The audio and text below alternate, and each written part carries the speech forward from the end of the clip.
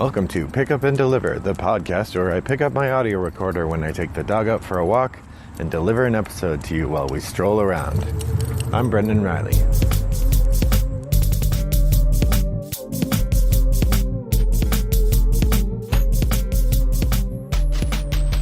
Good morning, listeners. I hope that you're having a pleasant day. I've decided I'm going to make this a little bit longer walk today, and I'm actually going to do 2 episodes. So this is going to be part 1 of 2, which I'll record back to back. Had a great gaming night last night.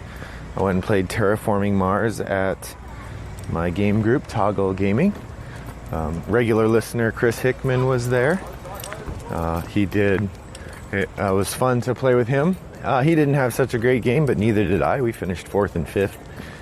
And it was my first box-topped game of Terraforming Mars, so I've recorded permanently my not very high score. But it was a fun game. It was the first time I'd played with the corporation cards and with the 2 expansions that I have, so a meaty game. I made these personal player boards because, you know, Terraforming Mars notoriously has these boards where if you bump them, you lose track of all of your things. And I used foam core and drilled little holes in to put pegs. And I think the coup de grace to make those really perfect is going to be to take some of the cubes and attach them to the pegs so they're easier to see. That was Chris's idea, and it's great.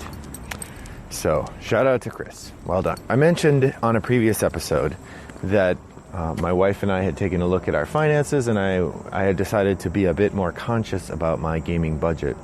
Basically, the idea is that I am paying more attention to how much I'm spending on games each month, and I have, within that paying attention, a more limited amount of money to spend, with the idea that any extra that I want to spend either has to come from some other source, like fun money, that sort of thing, or from selling games. And selling games is really going to be the place where I'm going to try to make this work, because I also wanted to get toward a policy of getting rid of games at about the rate I'm buying them.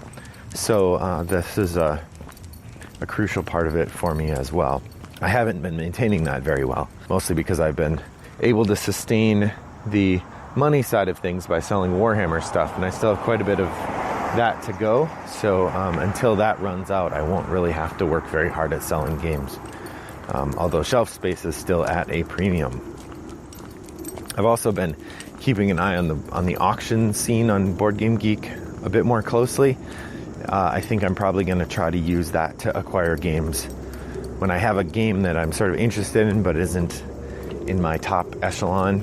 But this has been a problem for me, the ooh, that's a good deal thing. Kind of like with books, if you ever go to a used bookstore, or worse still, the Friends of the Library bookstore, when you're paying less for something, your bar for acquiring it goes down. And the problem with that, of course, is that then you acquire things you don't really have time to try. I mean, I've already talked about quite a bit on here about how I have more games than I have time to try, right? And I'm constantly working to get new games played so that my shelf of opportunity gets smaller, not bigger. And so one way to do that would be just be more discriminating about the games I bring into the collection, so that I'm not bringing in games that aren't going to be top tier in terms of things I want to play. So with that in mind, I've started trying to more actively curate a list of things I want, so that when the time comes and I do decide, okay, I'm going to pull the trigger, I have some of that budgeted game money to spend, what do I want to buy? Then I go look at my list and I can buy something that I really want. Of course, the downside of that for me, is part of the fun of buying something, is the shopping. And so if I've already done the shopping because I made the list and I curated it and I know what I want, then the buying is actually a little anticlimactic. Nonetheless, that's kind of where I am. So I've got 15 games that I have on my list, and I think I'm going to try to keep it to 15. I don't know that I am or not. It'll probably grow. I also have a lot of games on Board Game Geek that I've marked with the wish list tag, so they're in my Board Game Geek collection, quote unquote, but they're marked levels 1 through 4 in terms of wish list, because that's sort of how much I want to buy them or not. And then I do have some games marked with a 5, which is I played them, decided I don't want them, or I don't want them for some other reason. Like, for instance, I'm enjoying Sagrada. We've played that a few times, but I don't think I'll add that to my collection, in part because my buddy Paul has it and Toggle has a copy. So if I ever really feel like playing it, we can get it in one of those two places. That said, if my wife were to bring up that she wanted to play it more, that would be a good argument for getting it. But right now, that's one of the reasons I might mark not to get a game. Another might be if I tried it and I didn't really think that much of it. So those would be the two. So, all right, come on, Doug.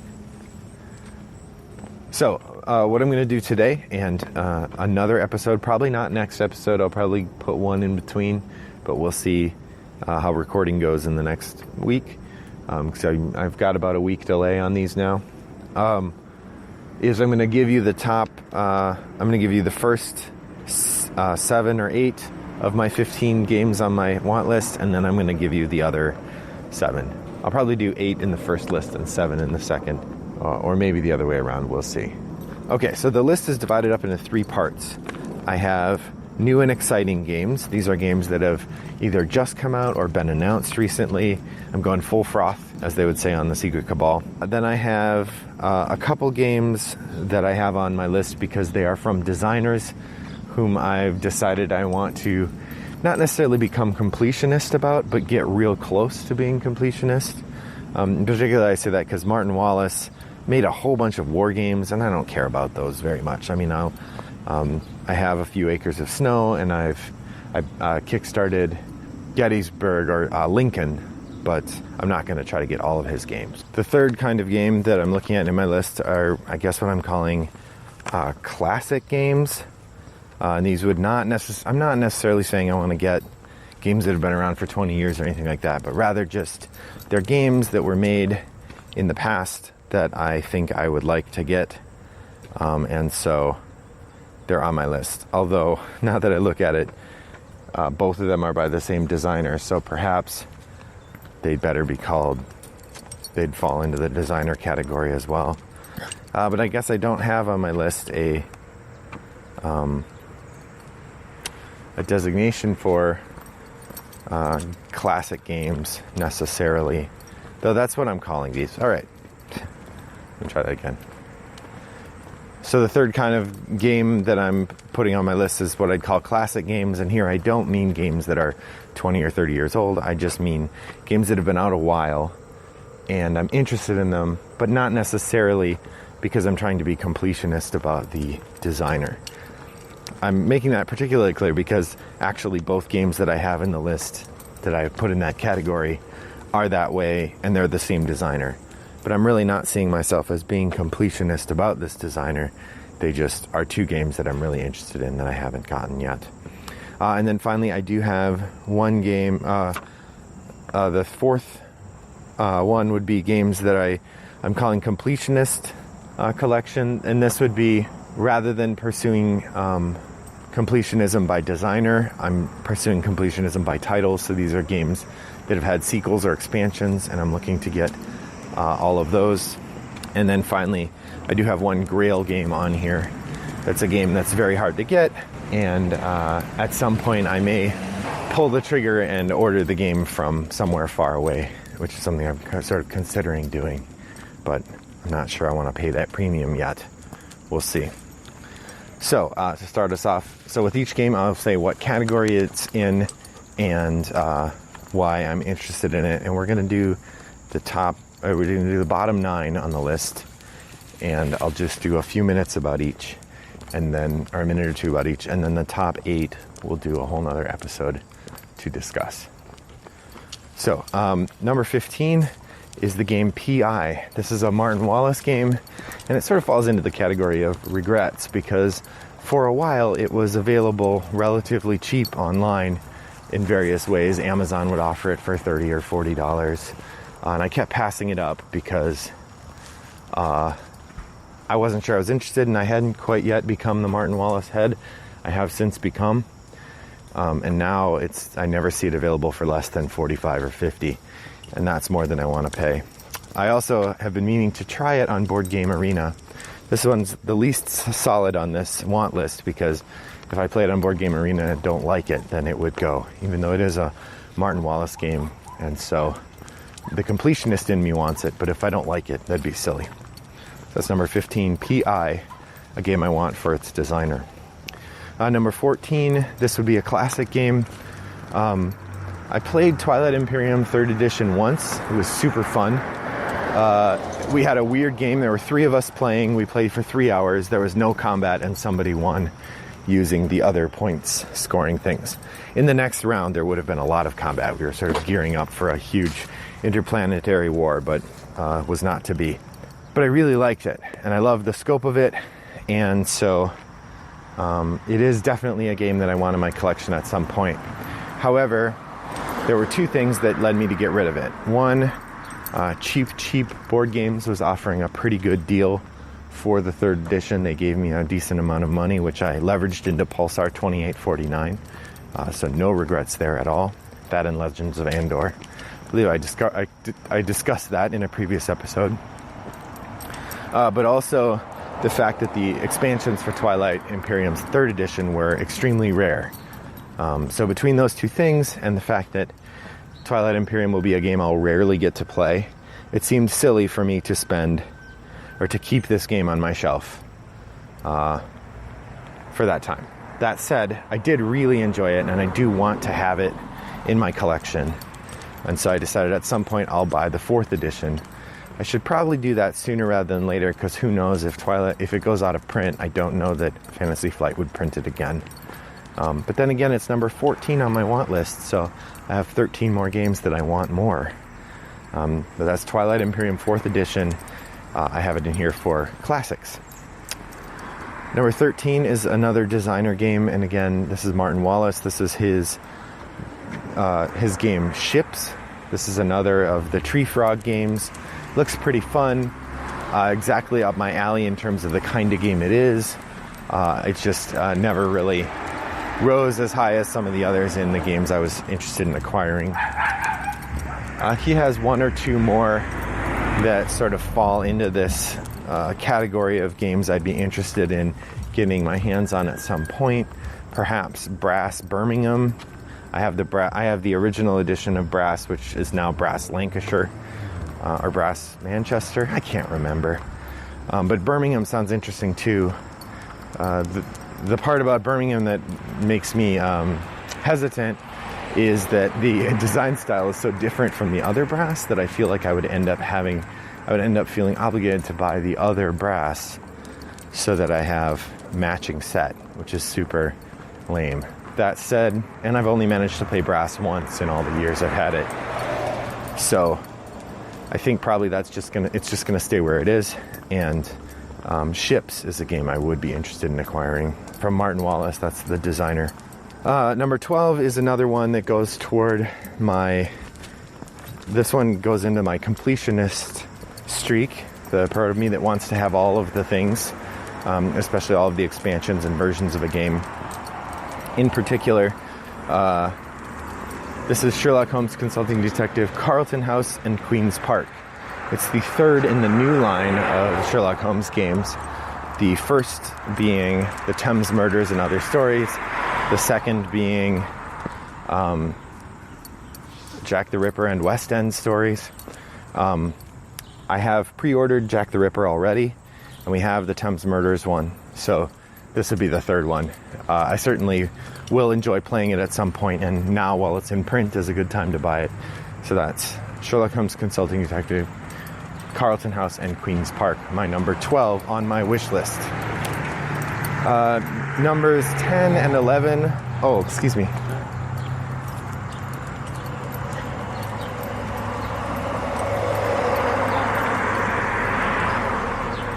Numbers 10 and 11 on my wish list both fall into the completionist category as well. These are the Omens of the Deep and Omens of the Pharaoh expansions for Elder Sign. Elder Sign is a one of the first hobby games I got. I really like it. I've got all the expansions up to Omens of the Deep. We have Unseen Forces, Gates of Arkham, and Omens of the Ice. I really like the tack they've taken with the Gates of Arkham expansion, where they give you a new deck of location cards and a couple new enemies, but all of the dice and everything else you use from the base set. So what you get is this sort of ongoing set of different places you can go for your adventure. And I think that works really well. Gates of Arkham is super fun, but it doesn't take away from the original Elder Sign, especially if you have the Unseen Forces expansion, which you should. Or I also did pick up Grave Consequences, but I haven't even looked at that. That's something else entirely, but part of the Elder Sign. So Elder Sign is one of those games where I like what they're doing so much that I would be eager to have that game in its full glory. So numbers 10 and 11 are also completionist titles, and that's Elder Sign, Omens of the Deep, and Omens of the Pharaoh. Finally, the last game I'm going to talk about today is another one that I put in here as a classic, although you might be able to point to it as a potential designer game as well, in terms of somebody that I have a bunch of games in my collection and who I really like as a designer, and this would be Le Havre. Le Havre was just republished maybe a year or two ago, so it's available now. For a while it wasn't available. It's a game from Uwe Rosenberg, the master of worker placement games, and its theme is about being about a town in a harbor where you're getting an engine going and you're harvesting fish and all of that. So it's exactly up my alley. I saw a review of it, or a Rado run through a while back, and they're great. So I know it would be a kind of game I would enjoy. It's just I've never gotten around to picking it up. This might be one I would look for in an auction where somebody is clearing their shelves and I can get it for substantially less than retail. That's Le Havre from Uwe Rosenberg. And that was my number 9 on my current top 15 wish list. I don't know that I'll do this every month, because hopefully this isn't going to be changing super fast. I shouldn't be acquiring games that quickly. But I am going to try to keep this up to date. Next time I will do the other 8, and I haven't decided yet whether that's actually going to be next episode or whether it's going to be a couple episodes from now. You'll just have to wait and see. In the meantime, I hope that you've enjoyed this. Pop over to Board Game Geek Guild 3269 and let us know what are your top 15 wants.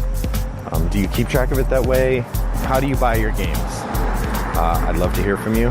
You can also tweet at me at rattleboxgames, or send me an email, brendan@rattleboxgames.com. Well, that's it for me today. Thanks for joining me on my walk, and I hope that your next walk is as pleasant as mine was. Bye-bye.